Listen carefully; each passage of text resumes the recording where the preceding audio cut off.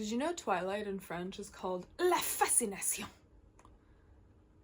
Objectively a better title, I think. Moshi Moshi. What am I? I'm several crabs in a trench coat pretending to be a human woman. If you don't know me, my name is Spazz. I run Spazzatic Studio. I am Spazzatic Studio. Welcome to vlog number 5. Today I'm coming to you live from my actual desk. I bought a ring light. Production quality, baby. Using that tax return for good. But I have a ring light and I like this setup. Let me know if you prefer this setup to my usual setup. The video will probably be clearer because I'm shooting on my iPhone and we're gonna test this teeny tiny mic today. So don't mind me using the Apple Pencil as the teeny tiny mic stand. Okay, so what are we talking about today? Why do I have this? We're talking about Y2K, baby. I am a child of the late 90s. I was born in 1998. I am pushing 30, and this is my job. So that's kind of fun and also cool. Come hang out with me on Instagram, by the way. And on TikTok if you want to see my like super cool stellar fits. It is no secret, lately I've been posting a lot from my Capsule wardrobe, which is a 2000s wardrobe. I draw the line at around like 2014. Everything after that to me reads as like we've transitioned into like the Kim Kardashian weird space age aesthetic. I feel like everybody kind of like, I don't know, dressed like a Kardashian, like if a sad beige interior turned into a woman. Which is fine if you're into that. I just personally don't like it. But I will throw up some pics from my like trying to be a Kardashian Jenner phase so that we could all laugh at me. But last year I asked my beautiful, wonderful friend Nadratan from Nadra Repurposed to thrift me a replica of my clothes that I wore in elementary and high school. We were poor, so I wore nothing but hand-me-downs. We didn't shop for clothes.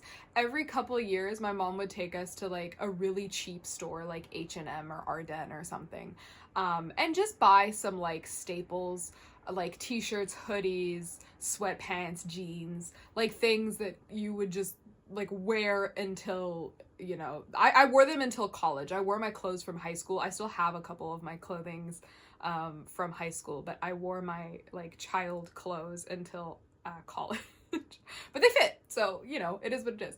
But yeah, everything else was hand-me-downs. And I distinctly remember like in the like 2007 to 2009 region, I owned so many baby doll tops. It was the height of like layer, like camisole, baby doll top, Hollister, relaxed knit baby doll shirts. Like, I don't know what was going on with us. Bermuda shorts? What, like, obsession with Bermuda shorts? A lot of that. And then like a lot of v-necks, a lot of juicy couture, tight v-necks.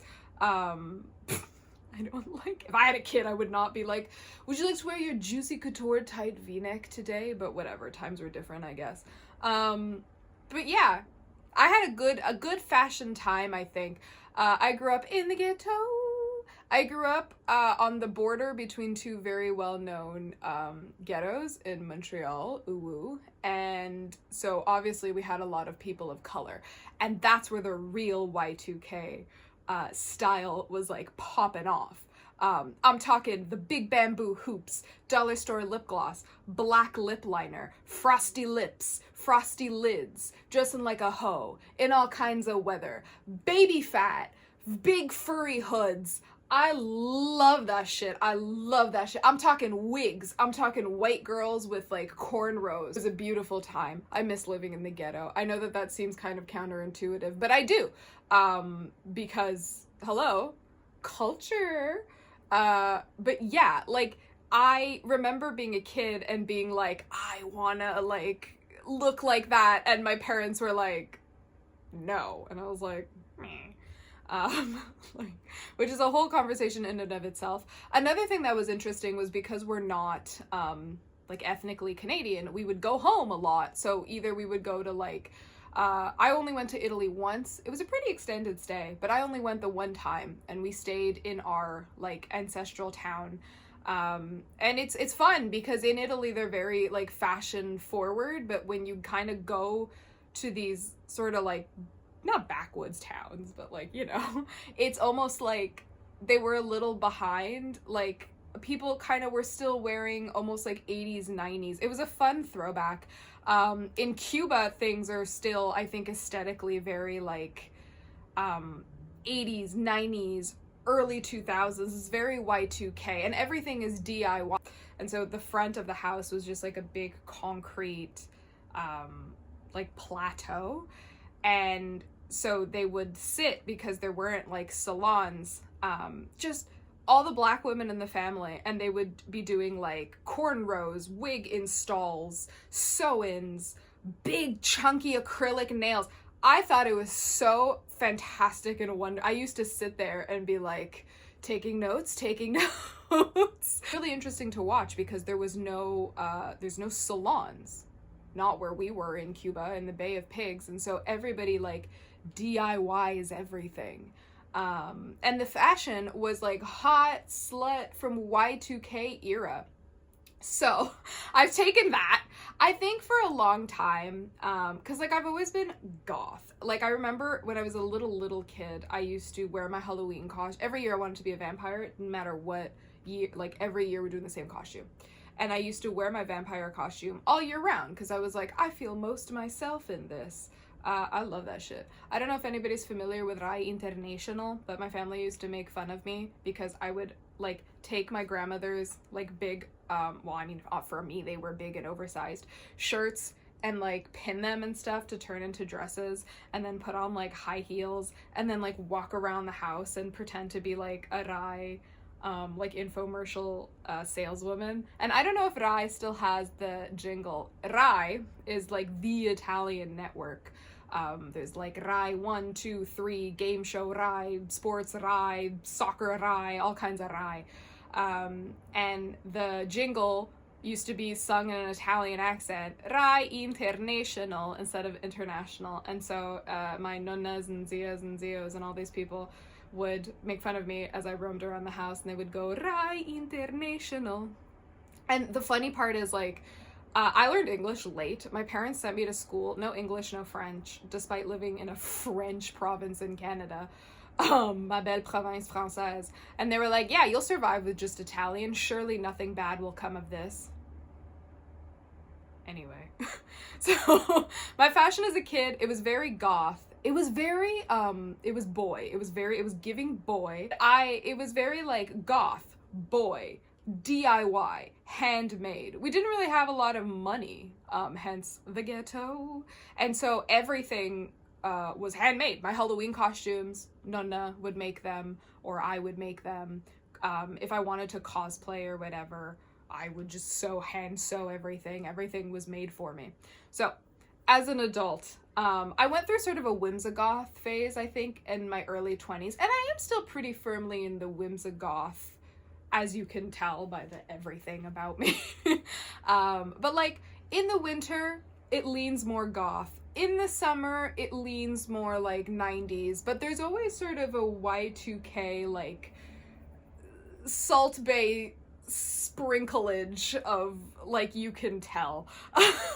And I think that the more that I try to find my artistic style, and the more that I like look at the things that I do and enjoy and collect and own, the more I'm like, oh, I never left 2005. The big aha for me last year was I realized that when it came to video games, anything beyond 2007 like does not register to me.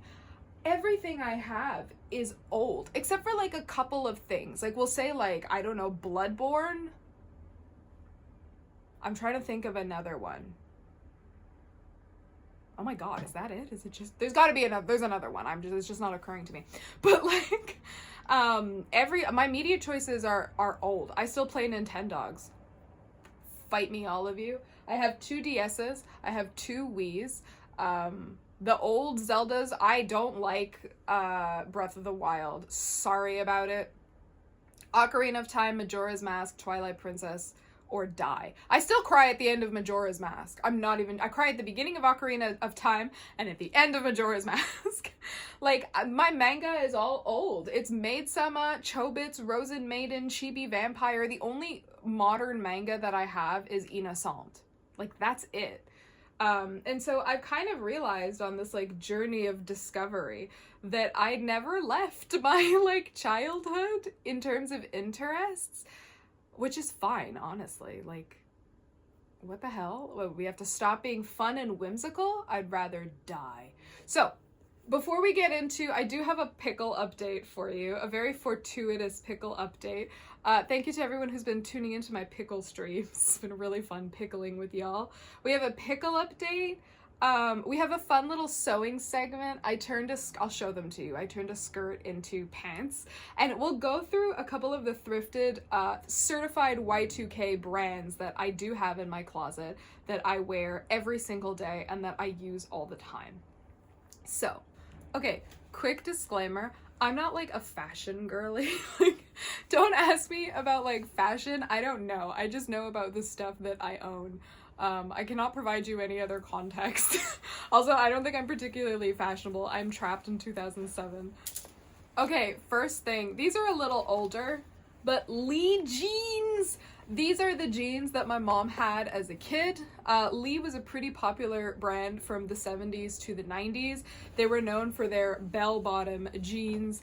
I hate skinny jeans, fight me all of you. I know that I grew up during like the era of the skinny jean, but like skinny jeans can go die in a fire.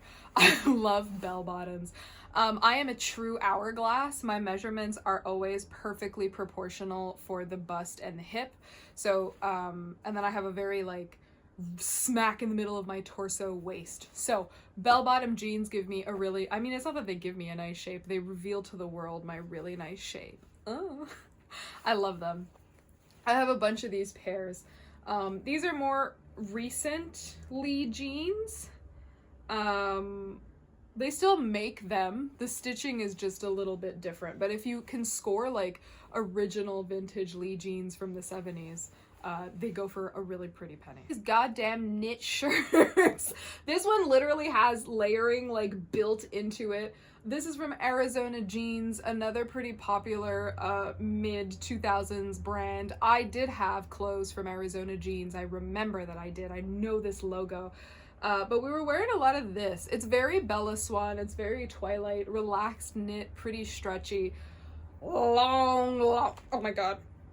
Long sleeves so that you like pull over your head and you're like, oh my god, like so dainty, so cute. Relaxed knit situation. Big old buttons. Mom, we had this like obsession with dressing like moms in the 2000s. It was a lot of like wraparound things, relaxed knit, this specific shade of beige, and like this specific like cut of shirt. It was a lot of this. Like no, it's not like midriff bearing or anything. And then there's this bordering that's like happening everywhere. This was a very typical, I think, of the Y2K like everyday clothing options because we weren't wearing like Von Dutch every single day. Like, it's not a Christina Aguilera music video, it's life. So, things to consider. Cool. This is from Digital, and the A in Digital is an ampersand. It's got 2 zippers, so you can make it modest or you can make it slutty. Who is she? It zips from the top and bottom. Digital is a pretty cool brand. I see it a lot on Poshmark. They kind of make these like they have like fun cuts, and interesting sort of like silhouettes. I really like this shirt, genuinely. It's the sleeper hit, I would say, that I wasn't expecting of the fashion bundle that I got thrifted by Nadra. Okay, next. Big ol' fuck off belts. This one, this is a recreation. This is not like vintage by any means. This is just like a remake. But these big circly, big what is this? Not clasp. Oh my god, the word is gonna come to me later today and then I'm gonna like kick myself. But like this, because I also sort of, because I also sort of thaw into a very like modern Desi sort of, I don't want to say boho because I hate that. That's not what it is. It's really like modern Indian wear. I basically take my like traditional Indian ornaments or like the bottoms of lehengas and all of these things and then pair them with like Western tops or motifs, and then, you know, you have a nice like wombo combo of fashions. But that was pretty popular during the Y2K because it was a lot of like chunky rings, bangles, etc. I go to a lot of estate sales. That's pretty much where I get all of my jewelry. It's all estate sales, honestly. And I live in an Indian neighborhood, so the thrift here is full of Indian jewelry. For like $1, you can get like 2 kundan and like a choker and like a had. It's crazy. So I have all of these like funky Indian jewelries and outfits and things, and I think that that's very Y2K because we liked big chunky accessories, big chunky rings, big chunky bangles. Everything was kind of like weird and chunky. Everything was chunky. Shit like this was popular. These are reproductions of a 2002 Gucci sunglass that are meant did I just put glasses over my glasses? Oh my god. They're meant to mimic like safety glasses, but it was a lot of this. It was a lot of this shape, this like rectangle wraparound, big frames, usually tinted, metallic, I would say, sort of. If you look at the like what Gucci and Prada were putting out in the mid 2000s, I'll put pictures of everything on screen. It's a lot of that. These ones are a little more old school. Like this is a lot more, I think, like 70s. I love these. They're so fun. I have a big brown penny lane coat that belonged to my aunt in like the 70s and 80s that I wear all the time as a winter coat. You've probably seen it in my Instagram stories for sure. These are the glasses that I wear with that. Favorite bags.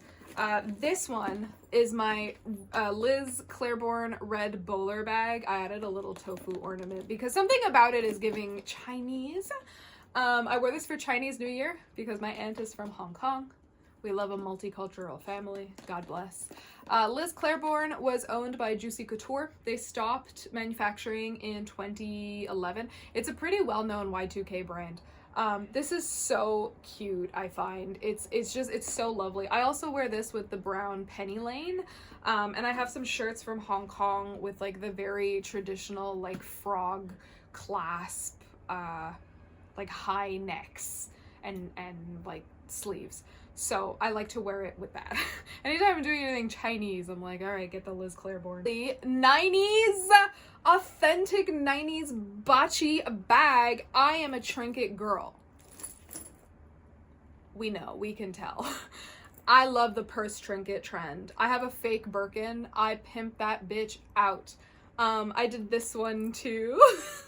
But this is a 90s, oops. This is a 90s bocce bag.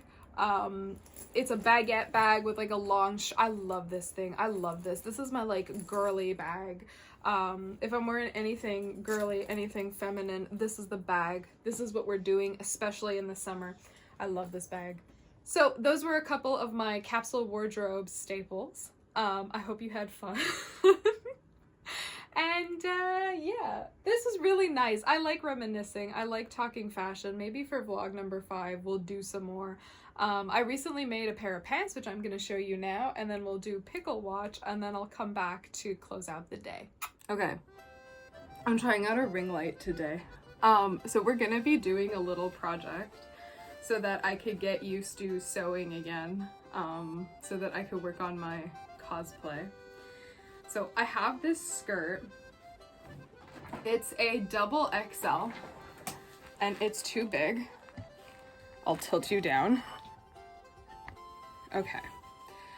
It's too big. It gives too much of like a poofy A-line shape, but I think I have enough fabric to turn it into some really poofy shorts. Our best educated guess as to how to do this. what I'm thinking is put it on, measure where my legs end, cut, and then just sew 2 loops closed. Welcome. This might be hard to edit later, but this is all of my sewing stuff. I vastly prefer hand sewing, but I think we can make this work. So we'll try this on to start. So my fear is that I'm not gonna have enough fabric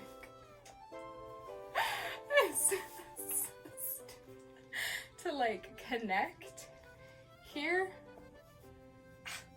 I can pull it, but then the problem is, yeah, she's real tight here. I keep having to fucking like reach for my gooch. I'm just gonna draw like a really crude,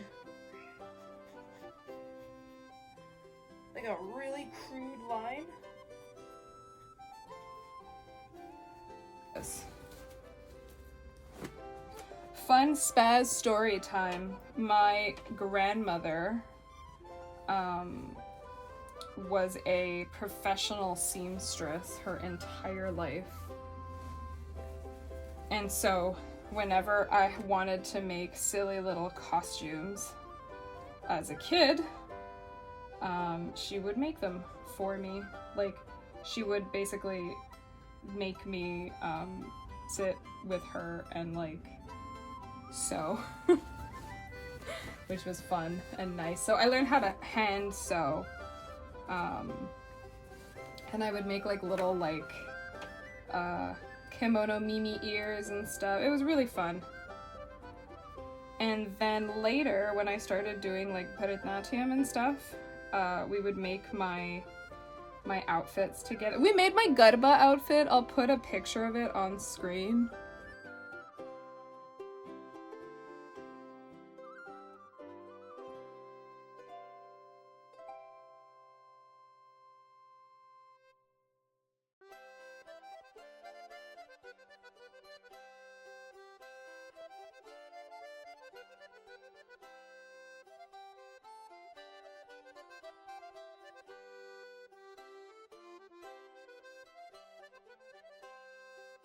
It's complete. Now, are they going to fit? I realized when I got to the crotch part that like definitely there was a little crotch hole. If I had some scrap fabric, that would have been really helpful because I could have filled it. But yeah, there you go. They're just poofy little shorts. But this is the brown. It ain't bad. Like honestly, I'll take it. I think we're gonna do white. Yeah, this is what we're working with.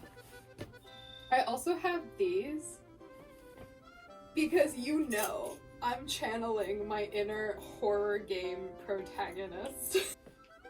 I don't know what my style is. People have called it office siren, people have called it Y2K, people have called it horror, old PS2 horror game protagonist. It's a serve. My friend Tim and my friend Phil just had birthdays, so this is for Philium. I think he watches these. Hi Phil! So Tim has his, and this one is for Phil. It's a little mini one. And I'll try to get some Pickle testimonials to prove that they're good and people like them. Okay, we'll taste test a bean. Good. It's, oh my god, as I choke on a bean, it's the perfect amount of like salty, tangy. You can taste the Sichuan peppercorn. This brine is still stinky. Like anything that's fermented is gonna smell, but it's less smelly than like the first 2.5 liter attempt I made. It's nice. It's really nice. I'm really excited to see how the flavors continue to develop. Oh besties, it's time for a pickle update. So, sniff test. Ooh. So basically, I mean, beyond like the viscosity test, the smell test, and just like looking at it, I don't see anything that would suggest a problem, but I want to be sure.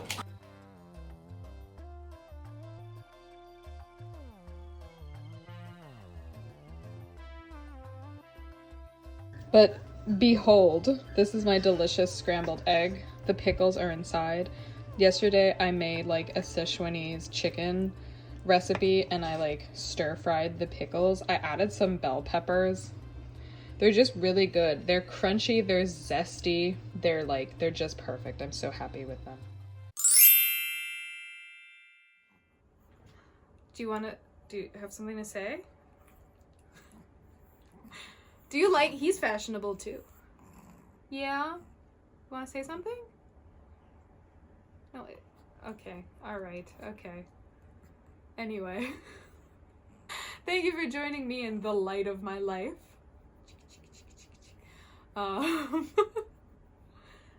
You okay? You having prophetic visions? It's his dinner, it's almost his dinner time. In like 20 minutes is his dinner time, so. He's having a bit of an out-of-body experience about it. But if you like this vlog, check me out on the main channel. The yapping is a bit more structured there. Video essays are tutorials, I take requests. Go. Come hang out with me on TikTok for more super cool lifestyle content. Please follow me on Instagram. Join my Patreon. It's totally free. If you just want to hear me yap about the art, then that's the place for you. Before I let you go, it's time for a super special fan art segment. Once again, this one is from my good friend Delta Animations. He turned me into a Friday Night Funkin', I was about to say Funky Night Friday. Friday Night Funkin' sprite. So let's check it out.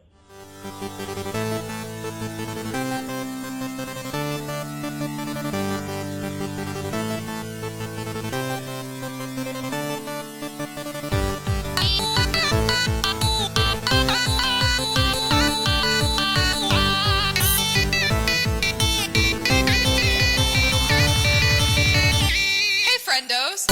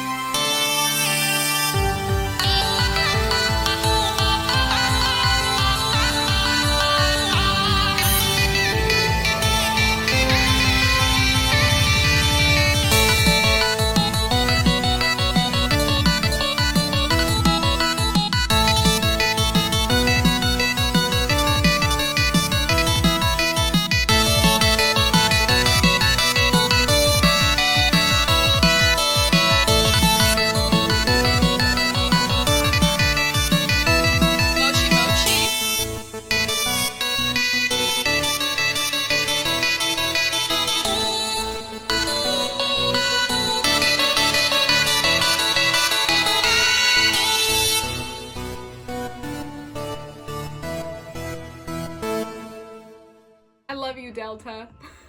I love you.